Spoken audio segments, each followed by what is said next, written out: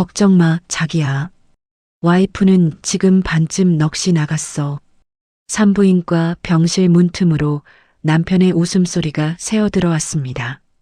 저는 바로 그날 5년 만에 어렵게 가진 아이를 잃었습니다. 그런 저를 두고 남편은 내연녀에게 말했습니다. 우울증으로 몰아서 정신병원에 넣으면 돼. 그럼 집도 내 마음대로 할 수 있어. 저는 이불 속에서 손톱이 살을 파고들 만큼 주먹을 쥐었습니다. 하지만 아무 말도 하지 않았습니다. 그들이 파놓은 함정에 제가 직접 들어가 주기로 했습니다. 단 빠져나올 때는 저 혼자가 아니었습니다. 그들의 모든 죄를 끌고 나올 생각이었습니다. 이야기 시작 전 저희 채널을 구독해 주시면 오늘 하루 큰 행운이 가득하시길 빌겠습니다. 오늘의 사연 시작합니다. 쇠창살이 박힌 창문 너머로 희뿌연 새벽빛이 스며드는 폐쇄병동 침대 위에서 저는 환자복 소매를 걷어 올린 채 며칠 전 잃어버린 아이의 초음파 사진을 손끝으로 가만히 쓰다듬고 있었습니다. 손바닥만 한 흑백 사진 속 작은 점 하나가 5년이라는 긴 세월을 버티게 해준 제 전부였습니다. 이 차가운 병실에 제가 어쩌다 갇히게 되었는지 저는 베개에 머리를 기댄 채 지난 일주일을 천천히 되짚어 보았습니다. 일주일 전 그날 저는 병원에서 처음으로 우리 아이의 심장 소리를 들었습니다. 산모님, 여기 들리시죠? 아주 또렷하게 뛰고 있습니다. 아기가 잘 버텨주고 있어요. 의사가 모니터를 가리키며 웃자 콩닥콩닥 빠르게 뛰는 그 작은 소리가 진료실을 가득 채웠습니다. 선생님, 정말 괜찮은 거죠? 제가 드디어 엄마가 되는 거죠? 네. 지금 상태로는 좋습니다. 마음 편히 가지시고 절대 무리하지 마세요. 산모님 마음이 제일 중요합니다. 저는 두 손으로 입을 틀어막으며 뜨거운 눈물을 쏟았고 집으로 돌아오는 내내 아랫배를 어루만지며 혼자 웃고 또 웃었습니다. 그날 밤 저는 현관에 걸린 민성의 코트를 옷장에 넣으려다 주머니 속에서 낯선 물건 하나를 만졌습니다. 손끝에 잡힌 건 번쩍이는 모텔 이름이 새겨진 라이터였고 담배 한 갭이 입에 대지 않는 사람의 주머니에서 그것이 나오자 제 손이 부들부들 떨렸습니다. 바로 그때 식탁 위에 둔 휴대폰이 울렸고 화면에는 민성의 이름이 떠 있었습니다. 여보, 나 오늘 회식이 길어질 것 같아. 먼저 자고 있어. 민성이 평소보다 한껏 들뜬 목소리로 말하자 저는 라이터를 손안에 꽉 움켜쥔 채 애써 아무렇지 않은 척 대답했습니다. 회식이야? 어디서 하는데? 그걸 왜 물어? 회사 사람들이랑 있는 거라니까. 임신했다고 사람 숨통까지 조이려고 그래? 그런 뜻 아니야. 그냥 걱정돼서 물어본 거야. 걱정은 무슨. 당신은 집에서 쉬기나 해. 괜히 예민하게 굴지 말고. 응, 알았어. 너무 늦지 않게 들어와. 전화를 끄는 저는 떨리는 손으로 외투를 챙겨 입고 곧장 민성의 회사 쪽으로 차를 몰았습니다. 그러나 민성의 차는 회사가 아니라 네온 사인이 번쩍이는 유흥가 골목 앞에 떡하니 서 있었습니다. 저는 길 건너 어둠 속에 차를 세운 채 운전석에 앉은 민성과 그 옆 조수석에 바짝 달라붙은 낯선 여자를 멍하니 바라보았습니다.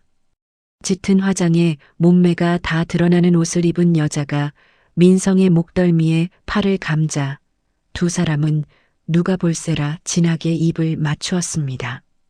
제 눈앞이 새하얗게 변하면서 핸들을 쥔 손에서 핏기가 싹 가셨습니다. 비틀비틀 차 문을 열고 내린 저는 길바닥에 그대로 풀썩 주저앉고 말았습니다.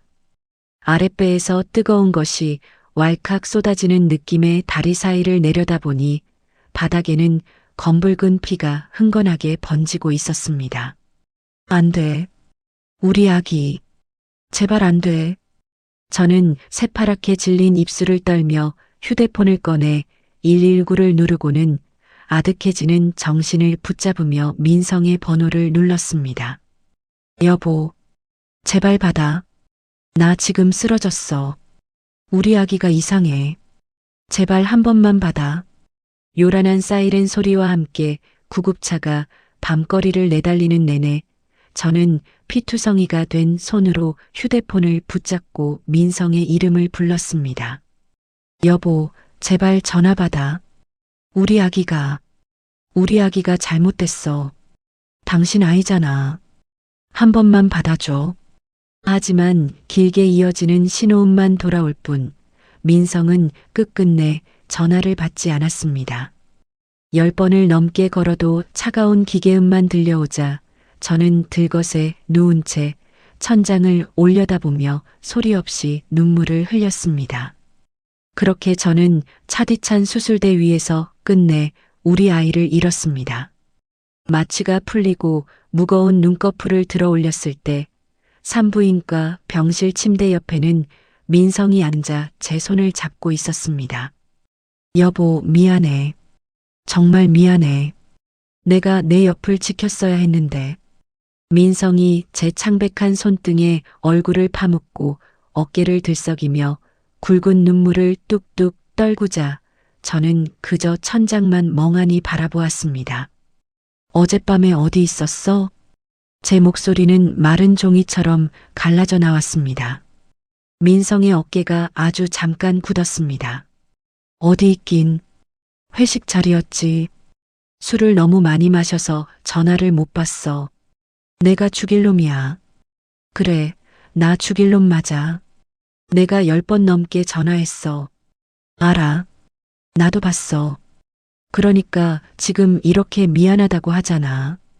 당신도 지금 몸이 안 좋으니까 이상한 생각 하지 말고 그냥 쉬어. 이상한 생각? 그래. 당신 요즘 너무 예민했잖아. 임신하고 나서 별것도 아닌 일에 울고 화내고 의심하고. 의사한테도 얘기해 봐야겠어. 당신 마음부터 좀 돌봐야 할 것 같아. 어젯밤 그 골목에서 본 장면이 눈앞에 또렷한데도 민성의 눈물이 어찌나 그럴듯하던지 저는 온몸에 소름이 쫙 끼쳤습니다.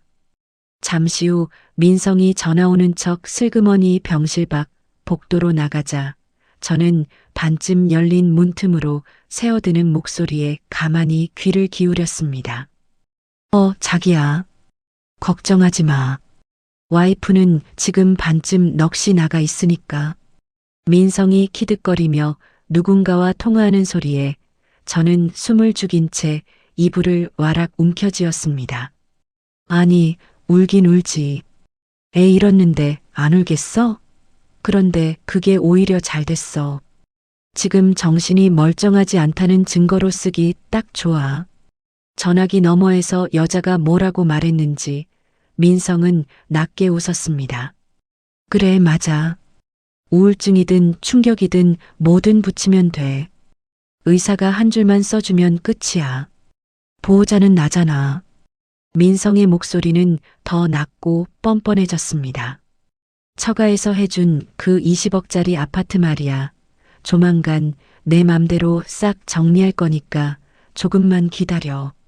그 말이 제 귓속에 또렷하게 박히는 순간 저는 이불 속에서 주먹을 어찌나 세게 쥐었던지 손톱이 손바닥 살을 파고들었습니다. 그 여자가 그 집 하나 믿고 버틴 건데 이제 그 집마저 없어지면 뭐가 남겠어. 빈 껍데기지. 민성은 숨소리까지 웃고 있었습니다. 당신은 걱정하지 마. 당신한테는 내가 새 아파트 해줄게. 그 여자 명의 집 팔아서 우리 둘이 깨끗하게 새 출발하자. 친정 부모님이 평생 작은 식당에서 새벽부터 한밤중까지 뼈가 부서지게 일해 마련해 주신 집이었습니다. 두 분이 모두 세상을 떠나신 지금 그 집은 부모님이 제게 남겨주신 마지막 흔적이나 다름없었습니다. 그 귀한 집을 술집 여자 유흥비로 날려버리겠다는 민성의 속셈에 저는 어금니를 빠드득 깨물었습니다. 민성이 자리를 비운 사이 저는 침대 옆 쓰레기통에 처박힌 쇼핑백 하나를 발견하고 슬그머니 손을 뻗었습니다. 구겨진 종이를 펴보니 그것은 도심에서 한참 떨어진 외곽의 허름한 정신병원 안내 책자였습니다. 표지에 적힌 병원 이름 아래로 빨간 동그라미가 2번이나 쳐진 것을 보며 저는 등골이 서늘하게 식어갔습니다. 저를 미친 사람으로 몰아 병원에 가두고 집을 통째로 빼앗으려는 계획이 이미 오래전부터 차근차근 짜여 있었던 것입니다. 저는 링거줄을 끌고 화장실로 숨어 들어가 떨리는 손으로 오랜 친구이자 이혼 전문 변호사인 지연에게 전화를 걸었습니다. 지연아, 나야. 너한테 부탁이 하나 있어. 선우야, 무슨 일이야? 목소리가 왜 이렇게 갈라져? 지연이 깜짝 놀란 목소리로 묻자 저는 쉰 목을 가다듬으며 또박또박 말을 이었습니다. 민성이가 나를 정신병원에 가두려고 해. 그 전에 네가 해줄 일이 있어. 뭐라고? 그게 대체 무슨 소리야? 선우야, 너 지금 어디야? 산부인과 병실 화장실이야. 나 아이 잃었어. 전화기 넘어가 순간 조용해졌습니다.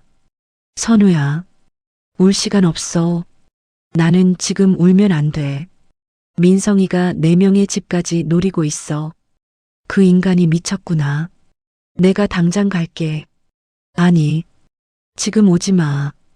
민성이가 눈치채면 안 돼. 그럼 내가 뭘 하면 돼? 말만 해. 우리 집 안방 협탁에 작은 녹음기 하나만 몰래 넣어줘. 그리고 민성이가 요즘 무슨 약을 처방받고 있는지도 조용히 알아봐줘.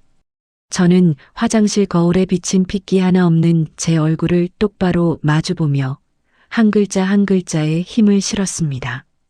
그리고 지연아, 혹시 내가 병원에 끌려가도 놀라지 마. 내가 당하는 척 할 거야. 선우야, 그게 무슨 말이야? 일부러 들어가겠다고? 응. 그 사람이 어디까지 하는지, 누가 뒤에서 도와주는지 다 보려고. 너 혼자 감당할 수 있겠어? 감당해야지.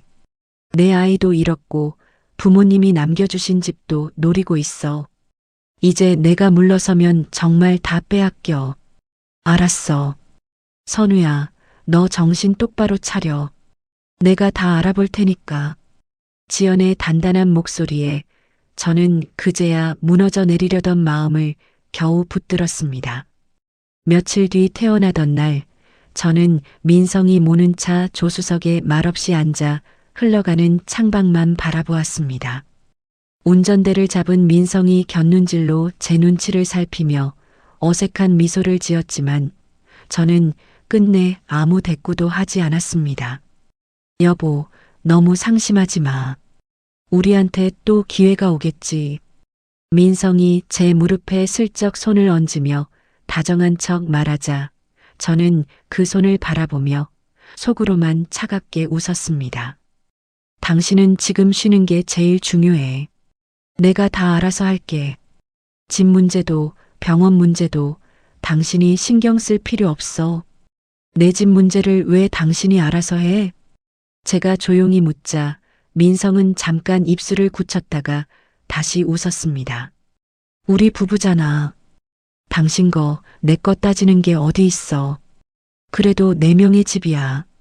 여보, 지금 그런 말할 정신이 있어? 당신은 아직 제정신이 아니야. 애 잃고 충격받은 사람이 왜 자꾸 돈 얘기를 해? 돈 얘기한 건 당신이야. 제 말에 민성의 눈꼬리가 살짝 올라갔습니다. 말꼬리 잡지 마. 내가 당신 남편이야. 당신 보호자라고. 당신이 지금 정상인지 아닌지는 내가 제일 잘 알아. 그래. 그러니까 당분간은 내 말 들어. 괜히 고집 부리다가 더 힘들어지지 말고. 민성이 제 무릎에 올린 손에 힘을 주며 낮게 말했습니다. 당신을 위해서 하는 말이야. 정말로.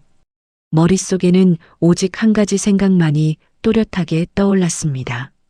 8년 전 친정 어머니의 신신당부에 따라 제 손으로 직접 동사무소에 걸어둔 그 잠금장치였습니다. 선우야, 사위가 내 재산에 함부로 손대지 못하게 단단히 막아둬라.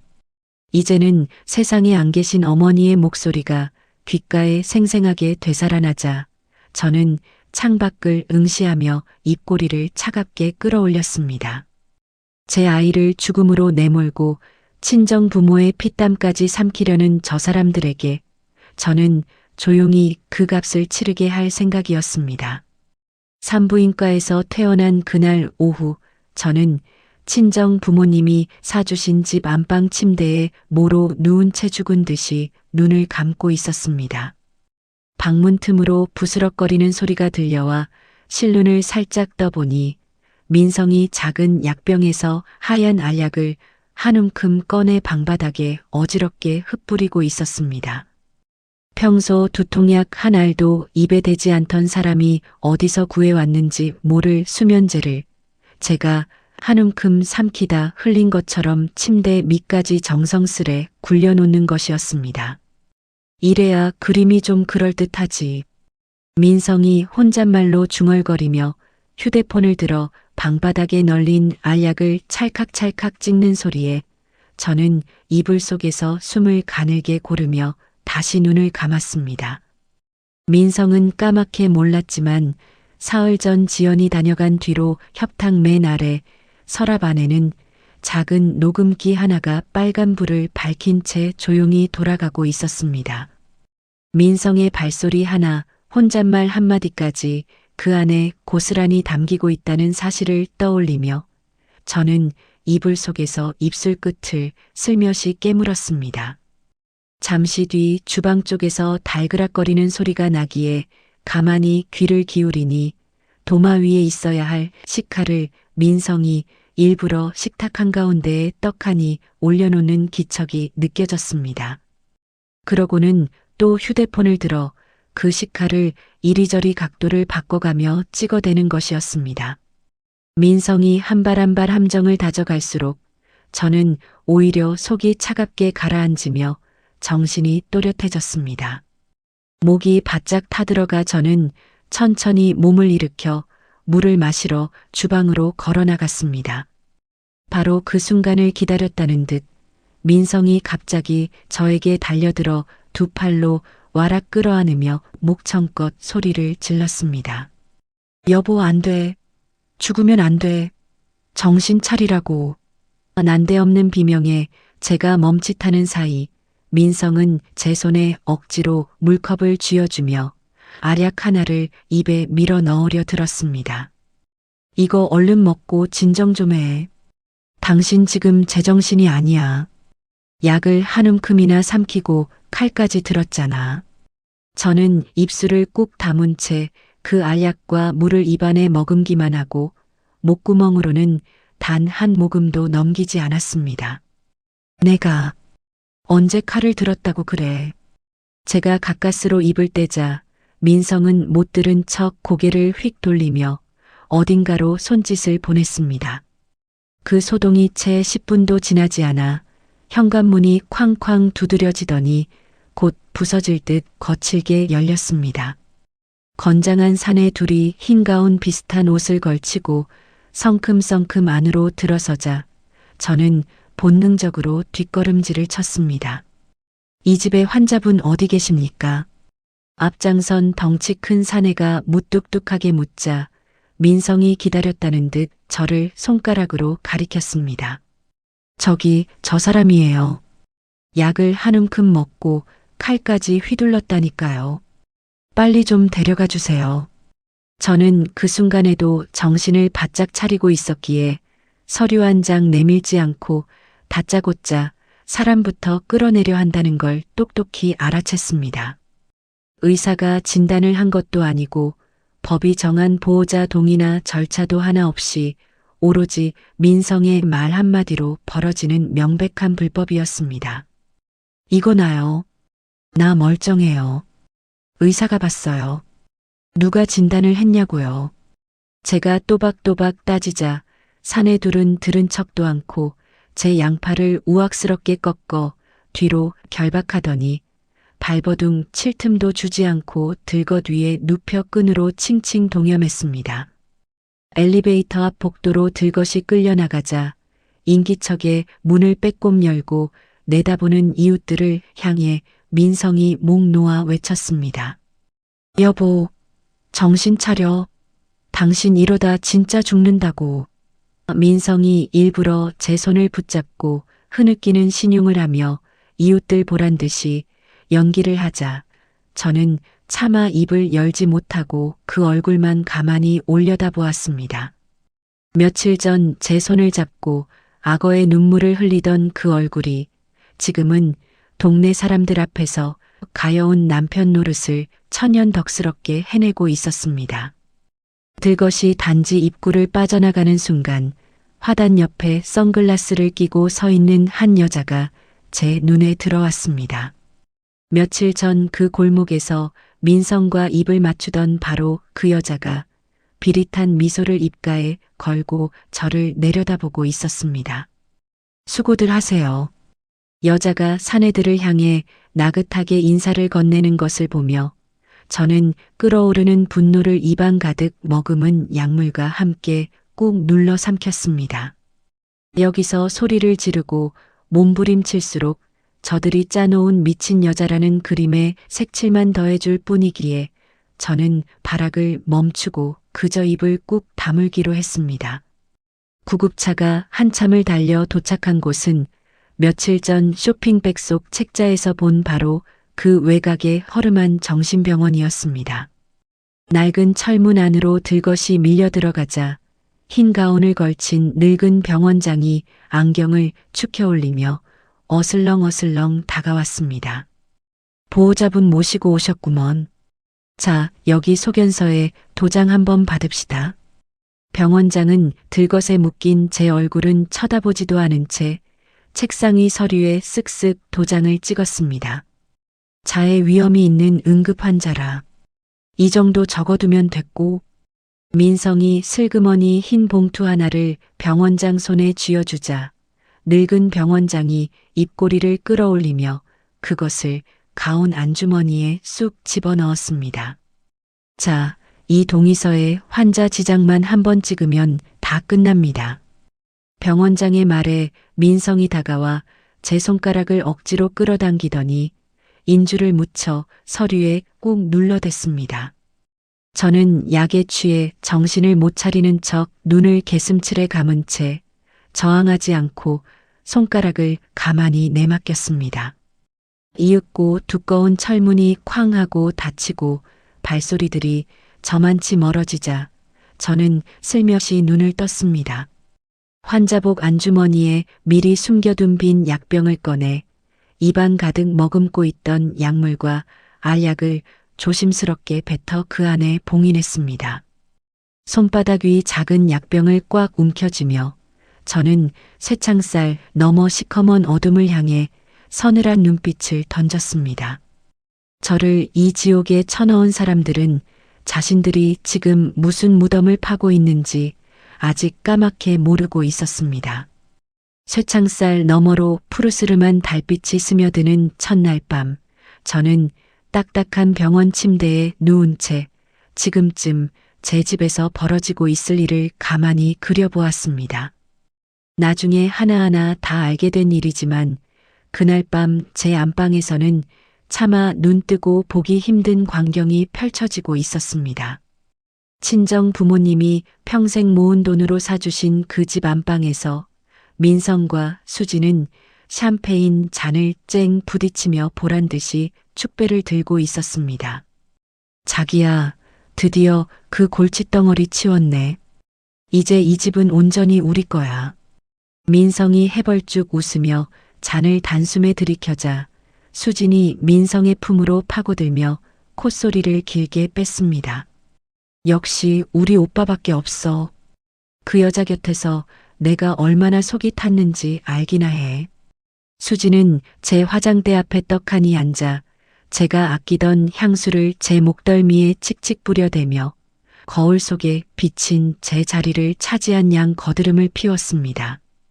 서랍을 와락 열어 제 목걸이며 반지를 손바닥에 우르르 쏟아붓더니 마음에 안 드는 물건은 방바닥에 휙휙 내던졌습니다. 이 집 안주인은 이제부터 나야. 이런 촌스러운 건 죄다 갖다 버려야지. 수진이 제 옷가지를 바닥에 패대기치며 깔깔대는 모습이 마치 제 눈앞에 펼쳐지는 듯 또렷했습니다.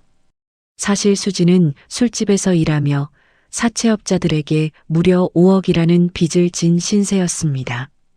그 빚을 갚을 돈줄을 찾아 헤매다가 어수룩한 민성을 노려 집까지 통째로 삼키려 들러붙은 꽃뱀이었던 것입니다. 민성은 그런 속셈도 까맣게 모른 채 수진이 따라주는 술잔에 흐물흐물 녹아들고만 있었습니다. 다음 날 아침 수진의 휴대폰으로 살벌한 전화 한 통이 걸려왔습니다. 양수진, 오늘까지 5억 안 채워 넣으면 어떻게 되는지 잘 알지. 곧 사람 보낸다. 전화 너머 사내의 협박에 수진은 새파랗게 질려 손톱을 잘근잘근 씹다가 이내 표정을 싹 바꾸고 민성에게 다가가 콧소리를 짜냈습니다. 오빠, 우리 이 집 얼른 팔자. 좋은 데로 옮겨서 둘이 새 출발하면 좋잖아. 응? 팔자고. 근데 그게 그렇게 뚝딱 되는 게 아니던데. 민성이 머뭇거리자 수진이 민성의 팔뚝에 척 매달리며 보챘습니다. 오빠가 이 집 주인인데 뭐가 걱정이야. 그냥 도장 한번 찍고 내놓으면 되는 거 아니야? 하지만 민성은 한 가지 사실을 까맣게 모르고 있었습니다. 8년 전 혼인하던 그날부터 집문서며 인감이며 모든 것을 제가 직접 챙겨왔고 민성은 단 한 번도 그런 일에 손가락 하나 대본 적이 없었습니다. 더구나 제가 그 무렵 동사무소를 찾아가 제 인감증명서만큼은 오직 저 본인이 직접 가야만 뗄 수 있도록 단단히 빗장을 걸어두었다는 사실조차 민성은 꿈에도 알지 못했습니다. 선우야, 사위가 내 재산에 손가락 하나 못 대게 미리미리 막아둬라. 친정어머니가 제 두 손을 꼭 쥐고 신신당부하시던 그 말씀에 따라 제 손으로 걸어둔 자물쇠가 8년이 흐른 지금 완벽한 철벽이 되어 그 집을 지키고 있었습니다. 어머니의 그 한마디가 이렇게 제 목숨줄을 붙들어 줄 줄을 그때는 저도 미처 몰랐습니다. 아무것도 모르는 민성은 수진이 슬쩍 내민 서류 뭉치에 호기롭게 도장을 꾹꾹 눌러 찍었습니다. 자, 됐지. 이제 집만 팔면 우리 둘이 평생 떵떵거리며 사는 거야. 민성이 의기양양하게 어깨를 으쓱였지만 정작 그 서류는 집을 파는 서류가 아니라 수진의 5억 빚을 대신 갚겠다는 연대보증 서류였습니다. 민성은 제 발로 빚구덩이에 머리를 들이미는 줄도 모르고 수진의 어깨를 끌어안으며 해실해실 웃기만 했습니다. 도장을 받아낸 수진은 민성의 등 뒤로 돌아서며 서늘한 조소를 흘렸습니다. 그러고는 제 화장대 서랍을 샅샅이 뒤져 신분증과 도장을 챙겨 가방에 쑤셔 넣고는 굽 높은 구두를 또각또각 올리며 밖으로 나섰습니다. 민성을 향한 사랑 같은 건 애초에 그 가방 속에 없었던 것입니다. 같은 시각 병원 안에 저는 배식구로 들어온 식은 밥을 묵묵히 한술 한술 떠넘기고 있었습니다. 밥알이 모래알처럼 깔끄럽게 목구멍을 긁었지만 저는 반격할 힘을 잃지 않으려 억지로라도 꼭꼭 씹어 삼켰습니다. 지금쯤 제 집에서 서로의 덫에 걸려 허우적대고 있을 두 사람을 떠올리니 저도 모르게 입가에 차가운 미소가 번졌습니다. 친정 부모님의 당부 한마디로 제가 직접 만들어둔 그 방어막 덕분에 이 쇠창살 안은 더 이상 끔찍한 감옥이 아니었습니다. 오히려 누구의 방해도 받지 않고 조용히 칼을 갈 수 있는 세상에서 가장 안전한 요새가 되어주고 있었습니다. 저는 빈 식판을 한쪽으로 밀어두고 두 손을 가지런히 모은 채 다가올 면회 날을 천천히 헤아렸습니다. 제가 병원에 갇힌 지 이튿날 아침 수진과 민성은 제 신분증과 도장을 챙겨 들고 동사무소 민원 창구를 찾아갔습니다. 이 역시 나중에 낱낱이 알게 된 일이지만 두 사람은 마치 당연한 권리라도 손에 쥔 양 어깨를 빳빳하게 펴고 서류를 들이밀었습니다. 여기 집 파는데 쓸 거니까 이 사람 인감증명서 한 통 대신 떼주세요. 민성이 제 신분증을 창구에 툭 내려놓자 담당 공무원이 모니터를 한참 들여다보더니 천천히 고개를 가로저었습니다. 이건 본인이 직접 대리 발급을 막아두셨네요. 위임장만으로는 절대 못 떼드립니다. 뭐라고요? 그게 무슨 말이에요? 수진이 발끈하며 목소리를 높이자 공무원이 차분한 손길로 모니터 화면을 가리켰습니다. 본인 외에는 누구도 못 뗀다고 여기 이렇게 똑똑히 걸려 있어요. 부인께서 직접 오셔야 합니다. 다급해진 민성이 주먹으로 창구 유리를 쾅 내리치며 언성을 높였습니다. 아니, 내 마누라가 지금 정신병원에 갇혀서 몸을 못 움직인다니까요. 그러니까 그걸 좀 풀어달라고요. 공무원이 눈썹을 살짝 찌푸리며 두툼한 규정집을 꺼내 펼쳤습니다. 이건 본인 말고는 풀 방법이 아예 없습니다. 정거동이 어려우시면 담당자가 직접 병원에 찾아가서 환자분 의사를 얼굴 마주보고 확인하는 수밖에 없어요. 설령 인감 문제가 풀린다 해도 집을 팔려면 집문서와 함께 명의자 본인이 직접 팔겠다는 뜻을 확인해줘야만 했습니다. 명의자인 제가 두꺼운 철문 안에 갇혀 있는 한 그 길마저 꽉 막혀 있다는 사실을 두 사람은 그제야 뒤늦게 깨달았습니다. 이게 말이 돼. 분명히 내 집인데 내가 못 판다고. 민성이 핏대를 세우며 허공에 대고 중얼거리는 사이 수진의 얼굴은 점점 흙빛으로 변해갔습니다. 오빠, 이러다 정말 큰일 나는 거 아니야? 빨리 무슨 수를 내봐. 수진이 민성의 옷소매를 잡아채며 다그쳤지만 민성은 멍하니 창구만 바라볼 뿐이었습니다. 그날 오후 민성을 앞세운 공무원이 외곽의 병원 면회실로 저를 찾아왔습니다. 환자복을 입은 저는 탁자 하나를 사이에 두고 두 사람과 마주 앉았습니다. 민성은 제가 약에 절어 침을 흘리며 헛소리나 늘어놓기를 잔뜩 기대하는 눈치로 입가에 야릇한 미소까지 걸고 있었습니다. 하지만 저는 흐트러짐 하나 없이 허리를 곧게 펴고 한 글자 한 글자 또박또박 입을 열었습니다. 제 인감 잠금 장치를 풀 생각도 없고 그 집을 팔 생각은 더더욱 없습니다. 제 목소리가 면회실 안에 또렷하게 울려 퍼지자 공무원이 펜을 멈추고 저를 빤히 바라보았습니다. 환자분, 그럼 집을 파는데 동의하지 않으신다는 거죠? 네. 누가 뭐라고 해도 저는 절대 동의하지 않습니다. 한 글자도 빼지 말고 똑똑히 기록해 주세요. 당황한 민성이 자리를 박차고 일어나 손가락으로 저를 가리키며 소리쳤습니다. 이 사람 미쳤어요. 정신이 완전히 나가서 지금 자기가 무슨 소리를 하는지도 모른다니까요. 여보, 미친 건 내가 아니라 당신이야. 내 정신은 지금 그 어느 때보다 또렷해. 제가 눈 하나 깜짝하지 않고 차분하게 받아치자 민성은 말문이 턱 막힌 듯 입만 뻐끔거렸습니다.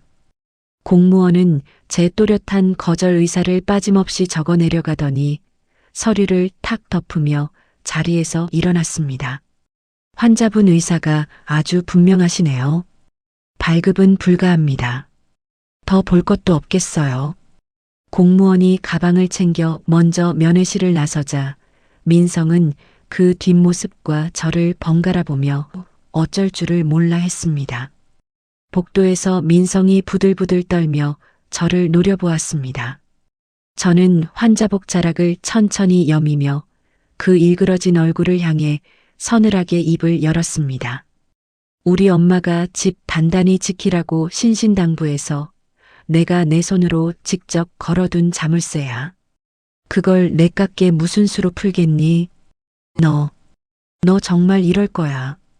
평생 집문서 한 번 만져본 적 없는 네가 이제 와서 그 잠금장치 앞에서 쩔쩔매는 꼴이 아주 볼만하다. 제 차가운 한마디에 민성의 얼굴이 시뻘겋게 달아올랐다가 이내 핏기가 싹 가시며 하얗게 질렸습니다. 8년 동안 제가 깔아둔 방패 위에서 떵떵거리며 살아온 주제에 민성은 그 방패의 존재조차 모르고 있었던 것입니다. 바로 그때 민성의 주머니 속 휴대폰이 부르르 울렸습니다. 화면에는 사채업자가 보낸 살벌한 독촉 문자가 떠 있었고 그것을 곁눈질로 흘끗 본 민성의 손이 덜덜 떨렸습니다.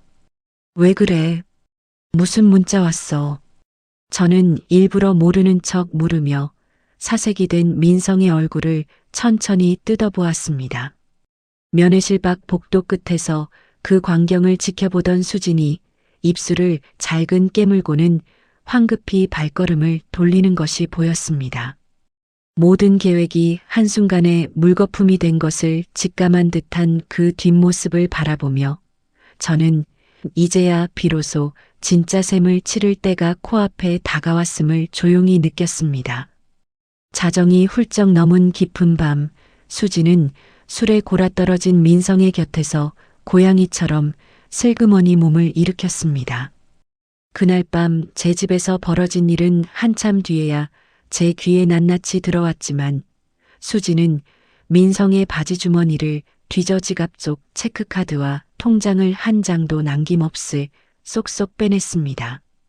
오빠는 끝까지 호구네. 비밀번호까지 술김에 술술 불어주고 말이야.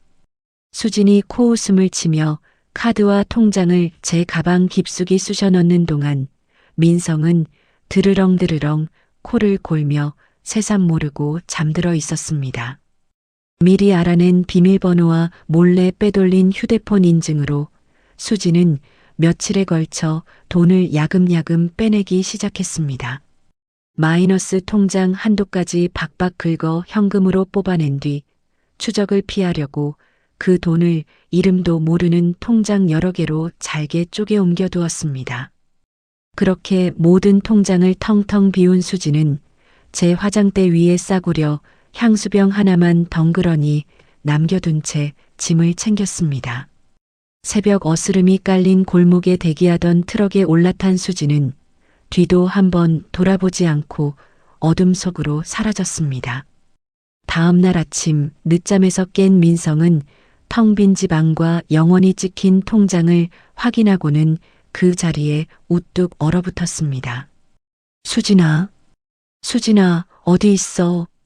민성이 빈방을 휘젓고 다니며 미친 듯이 이름을 불렀지만 돌아오는 건 제 목소리의 메아리뿐이었습니다. 이게 대체 무슨... 짐승처럼 울부짖던 민성이 화장대 거울을 주먹으로 내리치자 쩍하고 금이 간 거울 조각이 바닥으로 우수수 쏟아졌습니다. 손등이 찢겨 핏방울이 배어 나왔지만 민성은 그 아픔조차 느끼지 못한 채 텅 빈 통장만 멍하니 내려다보았습니다. 같은 시각 병원 면회실에서 저는 지연과 탁자를 마주하고 앉아 낮은 목소리로 다음 수를 일렀습니다. 지연아, 민성이 아직 회사 다니고 있지. 월급이랑 퇴직금에 지금 당장 가압류 걸어줘. 그래. 안 그래도 사채업자들이 곧 들이닥칠 낌새야. 한 발 먼저 움직일게. 지연이 야무지게 고개를 끄덕이며 서류 가방을 챙기자 저는 그 손을 가만히 붙잡았습니다. 무슨 일이 있어도 사채업자들보다 반드시 빨라야 해. 그래야 민성이 손에 단돈 한 푼도 안 떨어져. 걱정 마. 법원 문 열자마자 제일 먼저 접수해 버릴 테니까. 지연의 단단한 목소리에 저는 비로소 마음 한구석에 묵직하게 자리 잡은 것이 풀리는 듯 했습니다. 지연이 서류를 접수한 바로 그날 문신을 시커멓게 새긴 사내들이 민성의 사무실로 우르르 들이닥쳤습니다. 김민성, 5억 어디로 갔어? 양수진이 다 들고 튀었다며. 앞장선 사내가 민성의 책상을 발로 걷어차 엎어버리자 서류와 컴퓨터가 요란한 소리를 내며 바닥으로 와르르 쏟아졌습니다. 그건 내가 보증선 게 아니라 보증 서류에 내 도장이 떡하니 찍혀 있던데 무슨 소리야. 동료들 보는 앞에서 개망신 당하기 싫으면 당장 갚아. 사내가 민성의 멱살을 움켜쥐고 거칠게 흔들자 사무실 직원들이 웅성거리며 하나둘 자리에서 일어났습니다. 곧이어 회사 로비 바닥에는 민성의 불륜과 사체 보증 사실이 시뻘겋게 적힌 전단지가 쫙 뿌려졌습니다. 사색이 된 인사팀장이 민성을 한쪽 구석으로 끌고 가 차갑게 내뱉었습니다. 당장 사직서 쓰고 나가요. 회사 망신을 이렇게 시켜놓고 무슨 낯으로 여기 앉아 있을 생각이에요. 하지만 쫓겨나는 민성의 손에는 단돈 한 푼도 쥐어지지 않았습니다.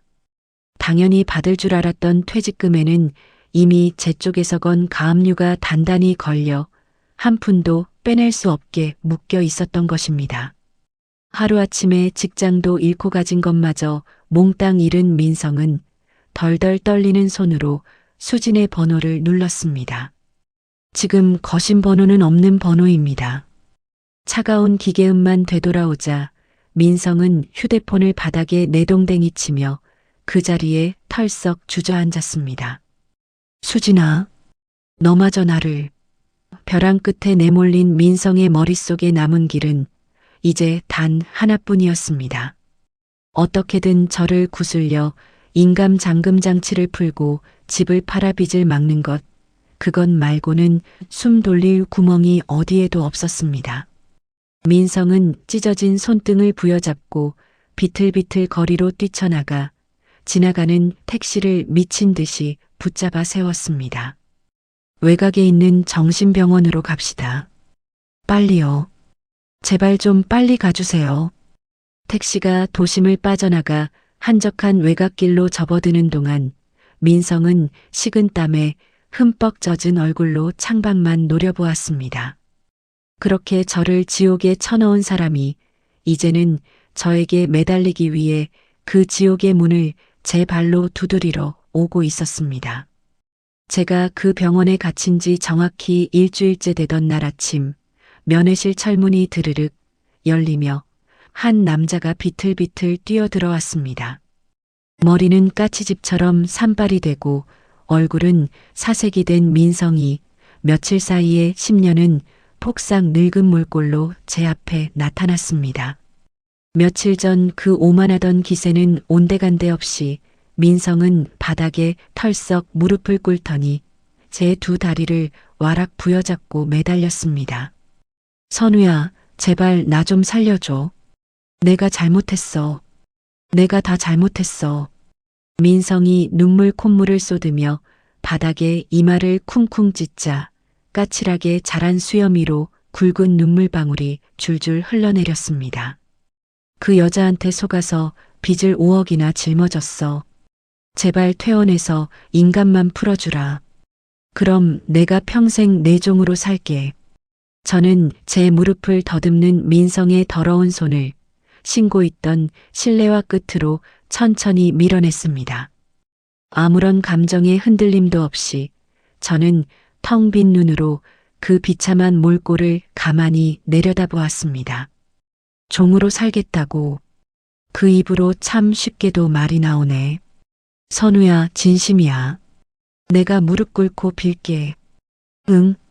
네가 내 아이를 죽음으로 내몰고 우리 친정 부모 피땀까지 통째로 팔아넘기려 한가치고는 아직 이 정도는 너무 가벼워.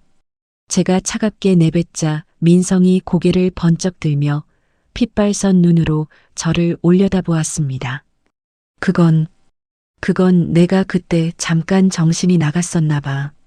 제발 딱 한 번만 용서해줘. 딱 한 번만. 너는 그날 구급차 안에서 내가 10번도 넘게 전화했을 때 단 한 번이라도 받아줬니? 제 한마디에 민성의 입이 턱 막히며 부들부들 떨리는 손가락이 면회실 바닥을 힘없이 긁었습니다. 저는 환자복 안주머니에서 작은 봉투 하나를 천천히 꺼내 민성의 눈앞에 살랑살랑 흔들어 보였습니다. 이게 뭔지 궁금하지? 네가 안방에서 약 뿌려놓고 혼자 북치고 장구 치던 목소리, 여기 한마디도 빠짐없이 다 들어있어. 뭐라고? 그뿐인 줄 알아.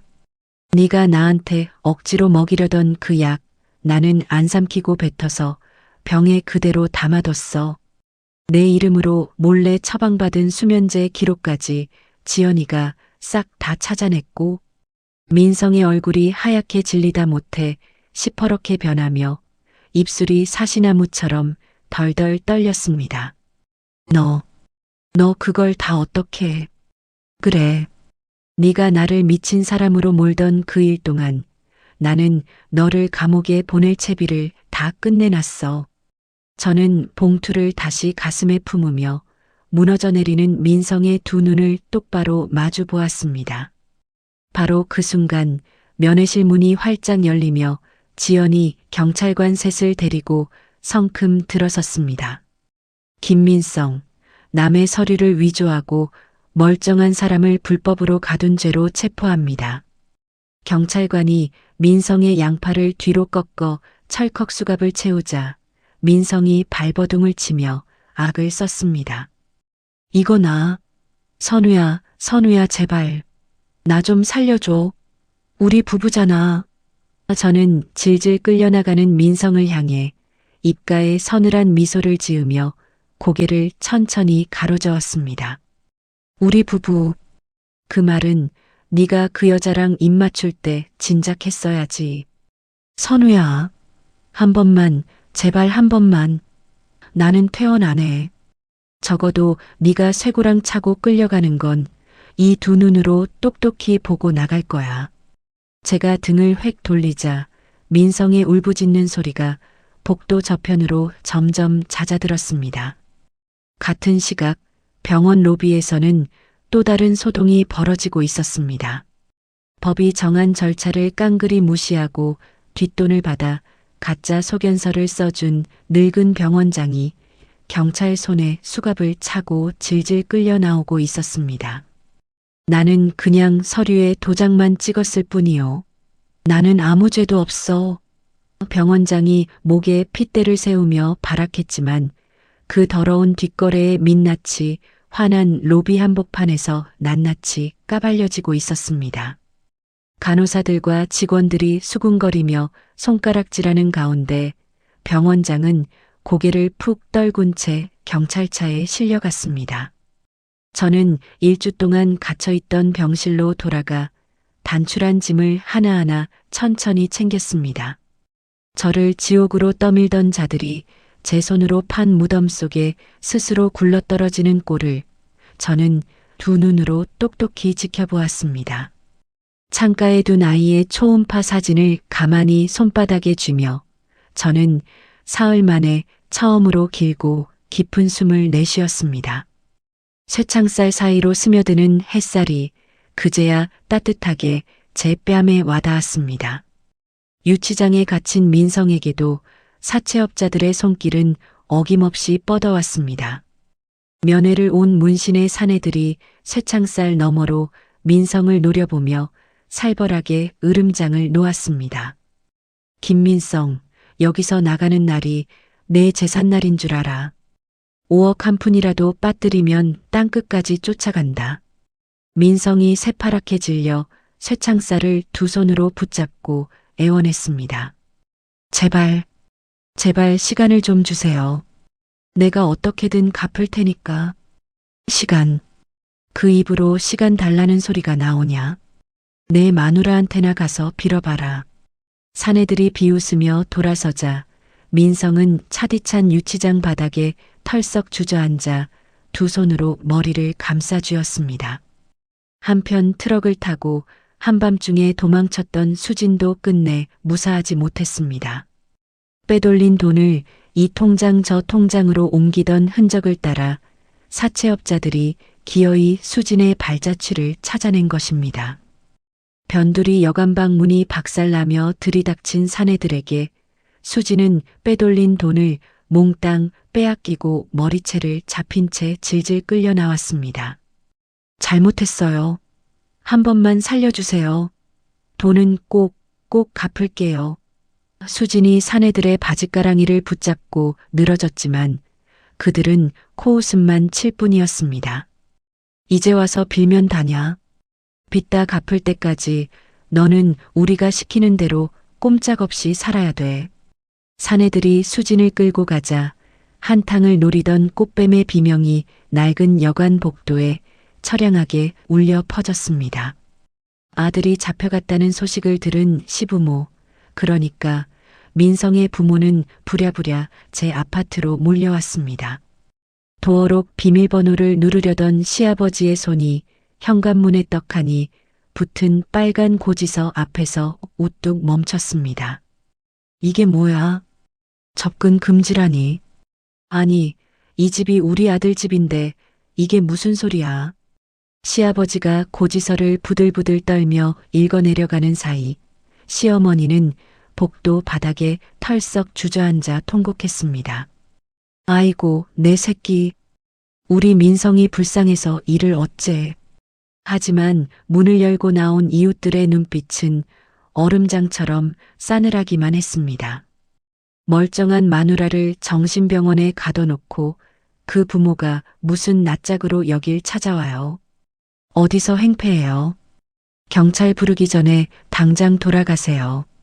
이웃들이 손가락질하며 문전박대하자 시어머니는 더욱 서럽게 울부짖으며 바닥을 쳤습니다. 사위 하나 잘 봤다고 동네방네 자랑하던 그 입으로 이제는 변명 한마디 제대로 못한 채 쫓겨나는 신세가 된 것입니다. 같은 무렵 저는 멀쩡히 퇴원한 몸으로 지연과 함께 법원 민원실 문을 밀고 들어섰습니다. 한치의 떨림도 없는 손으로 이혼을 청구하는 서류와 그동안 제가 겪은 고통을 물어내라는 서류를 차곡차곡 접수했습니다. 선우야, 이제 정말 끝이 보인다. 네가 다 이긴 거야. 지연이 제 어깨를 가만히 토닥이자 저는 옅은 미소로 고개를 끄덕였습니다. 아직은 일러. 저 사람이 내 손에서 단돈 한 푼도 못 가져가는 걸 두 눈으로 봐야 그제야 진짜 끝이지. 이혼 절차가 진행되는 동안 민성이 저지른 짓과 산더미처럼 쌓인 사채 빚이 하나도 빠짐없이 낱낱이 드러났습니다. 민성은 친정에서 해준 그 집은커녕 단돈 한 푼의 재산도 나눠받지 못한 채 빈손으로 내쫓겼습니다. 감방 안의 민성은 밤마다 악몽에 시달리며 헛것을 보기 시작했습니다. 저를 미친 사람으로 몰아가두려 했던 바로 그 고통을 이제는 민성 스스로가 고스란히 되돌려 받고 있었습니다. 저리 가. 다들 저리 가란 말이야. 민성이 텅 빈 벽을 향해 헛소리를 지르며 제 머리카락을 쥐어뜯자 같은 방 사람들마저 슬금슬금 자리를 피했습니다. 빼돌린 돈을 모조리 잃고 빚더미만 떠안은 수진 역시 한탕을 노리던 지난 날을 매일같이 곱씹으며 피눈물을 쏟았습니다. 남의 집과 남의 남편을 탐낸 대가가 이토록 처참할 줄은 수진도 미처 몰랐던 것입니다. 사채업자에게 끌려다니며 손이 발이 되도록 비는 수진의 모습은 한때 제 화장대 앞에서 거드름을 피우던 그 여자와는 딴판이었습니다. 두 사람이 제 죄의 무게에 짓눌려 신음하는 동안 저는 친정 부모님의 피땀이 밴 그 집을 단돈 한 푼의 손해도 없이 온전하게 지켜냈습니다. 오래전 어머니의 당부 한마디에 제 손으로 채워둔 그 작은 자물쇠가 끝내 저와 우리 가족을 모두 구해낸 셈이었습니다. 저는 법원을 나서며 탁 트인 파란 하늘을 올려다보고 가슴 깊이 묵혀둔 응어리를 천천히 풀어냈습니다. 이제 제게 남은 일은 무너진 제 삶을 처음부터 다시 일으켜 세우는 것뿐이었습니다. 따스한 아침 햇살이 거실 가득 쏟아져 들어오는 우리 집에서 저는 단정한 정장을 차려입고 거울 앞에 섰습니다. 며칠 전까지 쇠창살 아래에서 환자복을 입은 채 초음파 사진을 멍하니 쓰다듬던 그 여자는 거울 속 어디에도 보이지 않았습니다. 대신 등을 곧게 펴고 입술에 옅은 미소를 머금은 또 다른 제가 환한 햇살을 받으며 그 자리에 우뚝 서 있었습니다. 집안 곳곳에 들러붙어 있던 민성의 흔적은 모두 쓰레기 봉투에 꾹꾹 담겨 진작 버려졌습니다. 칙칙하던 안방 벽지는 환한 빛깔로 새로 도배해 방 안에는 새 출발을 알리는 산뜻한 냄새가 가득 배어 있었습니다. 저는 서랍 깊숙이 넣어두었던 아이의 초음파 사진을 꺼내 햇살이 가장 잘 드는 창가에 가만히 세워두었습니다. 우리 아가, 엄마가 이제야 너한테 제대로 인사를 하네. 거기서는 아프지 말고 부디 편히 쉬어. 손바닥만 한 흑백 사진을 손끝으로 천천히 쓸어내리며 저는 차오르는 눈물을 애써 닦아냈습니다. 병원 침대 위에서 무표정하게 매만지던 그 사진을 이제는 따뜻한 햇살 아래에서 웃으며 어루만질 수 있게 된 것입니다. 며칠 뒤 저는 친정 부모님 산소를 찾아가 오랫동안 가슴에 묻어두었던 눈물을 펑펑 쏟아냈습니다. 엄마, 아빠, 엄마가 그렇게 신신당부해서 내 손으로 걸어둔 그 자물쇠 덕분에 나 이렇게 무사히 돌아왔어. 무덤 앞에 엎드려 흐느끼는 제 어깨를 따스한 봄바람이 가만히 토닥여주는 듯 했습니다. 엄마 말 듣길 정말 잘했어. 두 분이 평생 고생해서 마련해준 그 집, 내가 끝까지 지켜냈어. 한참을 그렇게 울고 나니 가슴 한구석을 짓누르던 무거운 돌덩이가 스르르 녹아내리는 것 같았습니다. 집으로 돌아온 그날 저녁, 지연이 커다란 축하 케이크를 한 손에 들고 저를 찾아왔습니다. 선우야, 진짜 고생 많았어. 우리 오늘만큼은 아무 생각 말고 실컷 마시자. 지연이 거실 탁자에 샴페인 병을 탁 내려놓자 저는 참으로 오랜만에 소리내어 환하게 웃었습니다. 다 내 덕분이야. 네가 없었으면 나 정말 그 안에서 무너져 버렸을 거야. 무슨 소리야? 네가 미리 다 깔아둔 판이 있었으니까 가능했지. 너처럼 속이 단단한 사람 나 살면서 처음 봤다. 두 친구가 샴페인 잔을 쨍 부딪히는 소리와 함께 우리는 완벽한 승리와 되찾은 자유를 마음껏 자축했습니다.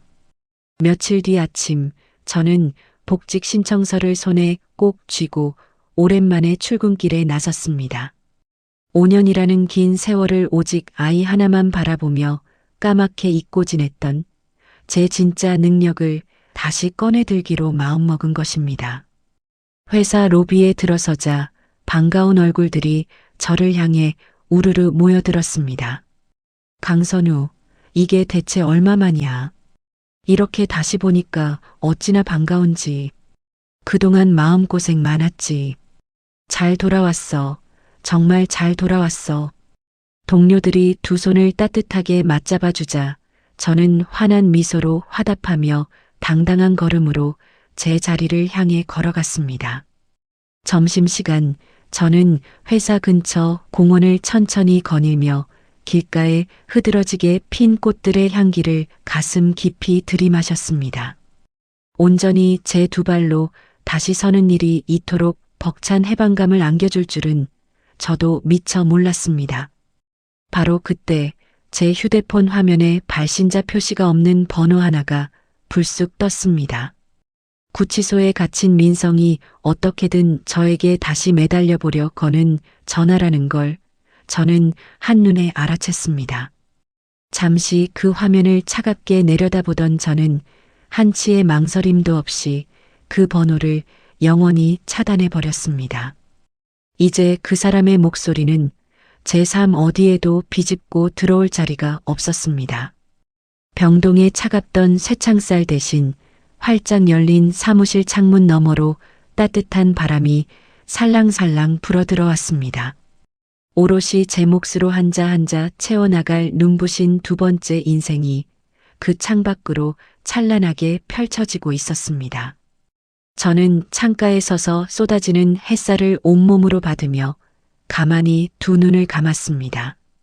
길고 긴 어둠을 지나 마침내 제게 찾아온 이 눈부신 아침을 저는 천천히 그리고 깊이 들이마셨습니다. 인생 톡톡 시청자 여러분, 지금까지 강선우의 이야기를 끝까지 함께 해주셨습니다.